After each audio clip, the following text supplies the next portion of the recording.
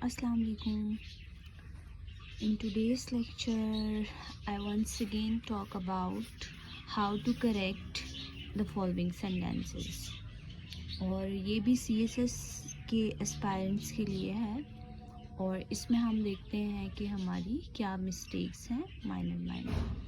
अच्छा जी, तो अब देखें, स्टार्ट करते हैं। My boss agreed with my plan. देखें, एग्रीड विद का वर्ड भी यूज़ हो सकता है और एग्रीड एट का वर्ड भी यूज़ हो सकता है। ठीक है, अब आप लोगों ने इस चीज़ को अंडरस्टैंड करना है कि जब आप किसी पर्सन के साथ एग्री करते हैं तो फिर आप एग्रीड विद लगाते हैं। अदरवाइज़ अगर आप उसके किसी प्लान के साथ या उसके किसी बात के साथ आप जो है वो एग्री करते हैं तो फिर जो है वो आपने क्या करना होता है, उसको एग्रीड टू लगा देना होता है। ठीक है, और उसके बाद नेक्स्ट सेंटेंस देखें, इफ़ ही वॉज हेयर। ठीक है, अब if he was here again वही विश वाली बात आ जाती है, काश में ये होता तो ये कर देता। तो उसके लिए मैंने आपको रूल बताया हुआ है ऑलरेडी, हम उस रूल को देख चुके हैं कि इफ़ ही वॉज है तो हमने इफ़ के साथ जब भी ही शी इट कोई भी प्रोनाउन आएगा तो हम उसके साथ क्या लगा देंगे, वर का यूज़ करेंगे and that is it. Next देखें, we have amusements in form of music. तो अम्यूज़मेंट्स नहीं होता, it is already plural form, तो हम उसको जो है वो अम्यूज़मेंट कर देंगे। अच्छा जी, you will get hungry for all the work you have to do. आप हंग्री तो नहीं होते ना, काम जब आप करते हैं तो आपको क्या मिलता है, you will get salary of it. ठीक है, तो यहाँ पे आपको सैलरी मिल जाएगी। नेक्स्ट देखें, we were glad for being there. अब किसी बात के ऊपर आप खुश हुए हैं ना, ठीक है, तो आप यहाँ पे जो है वो वी वर ग्लैड एट लगाएंगे, तो ये भी आपका ठीक हो जाएगा। अब नेक्स्ट देखें, I prefer the fifth act of Shakespeare King Lear the best of all.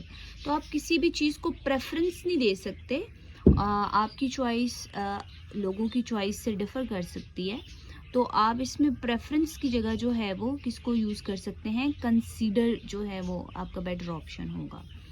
Next आप देखते हैं, after finishing my lecture the bell rang. अब देखें, जब भी आपके पास इस तरह दो सेंटेंसेस कंबाइन हो रहे होते हैं तो इनको हम कहते हैं कि कंडीशनल सेंटेंसेस हैं। ठीक है, तो अब देखें, इसमें आपके पास ये पास्ट टेंस यूज़ हुई है, यानी कि second form of verb use हुआ हुआ है और यहाँ पे आपका ING form of verb use हुआ हुआ है।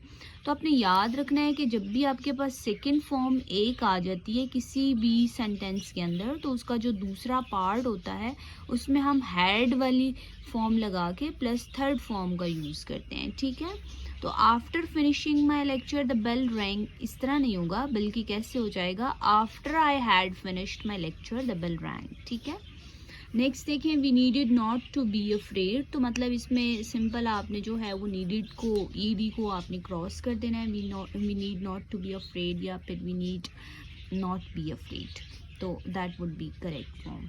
एंड आई होप सो कि ये वाली भी आपको रूल्स अंडरस्टैंड हो गए होंगे।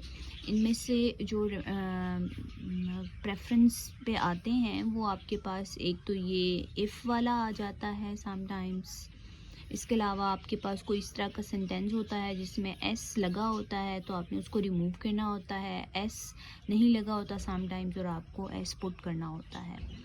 इसके अलावा जो है वो आपके पास ये बहुत इम्पॉर्टेंट है जिसमें जो मैंने रूल आपको बताया है कि अगर आपके पास कोई कंडीशन यूज़ हो रही होती है तो वो हम कैसे यूज़ करते हैं। तो नेक्स्ट वीडियो की तरफ हम चलते हैं, और उससे पहले अगर आपको ये वीडियो पसंद आई है, रूल्स आपको एक्सप्लेन हो चुके हैं, अंडरस्टैंड भी हो चुके हैं, तो आप जो है वो कमेंट सेक्शन में भी बताएं और इसके अलावा यूट्यूब चैनल को सब्सक्राइब भी करें। Thank you.